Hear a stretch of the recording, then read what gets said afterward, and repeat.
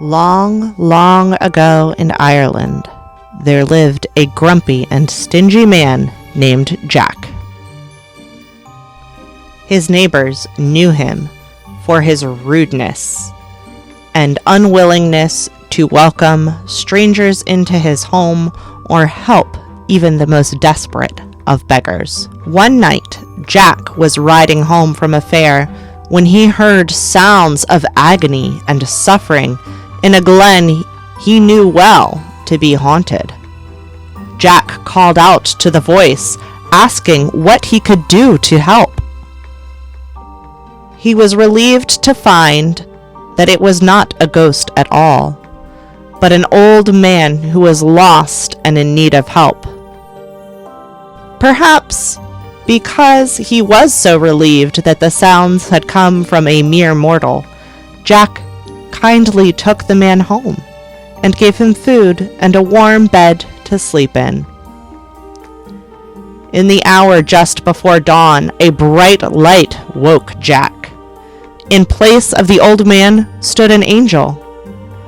"Thank you for your kindness to me," the angel said. "I had heard you were a stingy man without a single shred of hospitality, but instead you showed me the greatest of kindness. In gratitude, I will grant you 3 wishes." Jack paused, thinking about what he could wish for. At last he said, "There is a sycamore tree next to my door. I wish that everyone who passes by and wants to pluck a bough from it to be stuck until I release them. For my second wish, I wish that every person who sits in this chair may never be able to leave it or move the chair without my consent. And see that wooden box on the wall?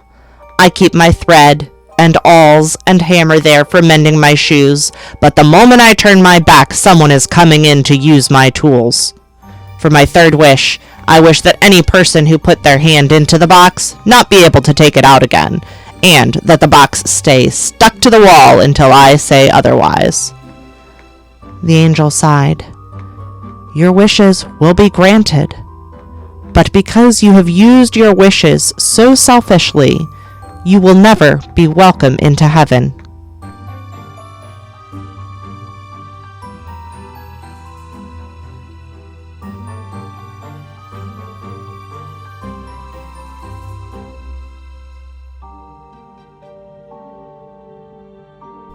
For 20 years, Jack's farm thrived and his children grew up. On an evening, 20 years after he had met the angel, he sat in his chair, and the room filled with the smell of brimstone. Jack turned around to see a tall figure with horns, cloven feet, and a long tail wrapped over one arm. "My master has told me that you are banned from heaven. Therefore, I am to take you to my master and our own hot home." "Very well," said Jack to the demon. "It is only fair. Please have a seat in my chair while I put on my Sunday clothes." The demon sat in the chair, but because of Jack's wish long ago, the demon was unable to leave the chair, no matter how they thrashed or flailed. Jack only released the demon with a promise that they would never return to complete their errand. So the devil sent another messenger, this time warning them not to sit in the chair. When the demon refused the chair, Jack shrugged and sat on the chair himself. He pulled off his broken shoe. "Please let me fix my shoe before I go with you. Would you just hand me the awl from that box hanging there?" And of course, the demon's hand was then stuck in the box, just as Jack had wished all those years ago. Once again, Jack only released the demon with a promise never to return. The devil decided the only thing to do was to fetch Jack himself. He knocked at the door and told Jack to come out. Jack had no choice but to listen. It was a cold morning and the ground was icy. Jack began complaining that he would fall and break his bones, making him unable to follow the devil. "If only I had a branch from that tree," Jack said. I would not fall down. The devil was so annoyed with the old man that he grabbed the branch to break it off for Jack to use as a walking stick. Of course, the devil was then stuck fast, for it was the very sycamore that Jack had mentioned in his wish 20 years before. Jack only released the devil on the following promise. The devil would not seek Jack on earth, nor permit him to enter hell. Jack was satisfied.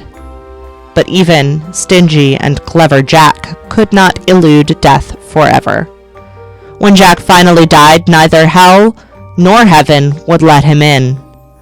The devil gave him a glowing coal to light his way. Jack put the coal in a carved-out turnip, using it as his lantern as he wandered the earth for all eternity.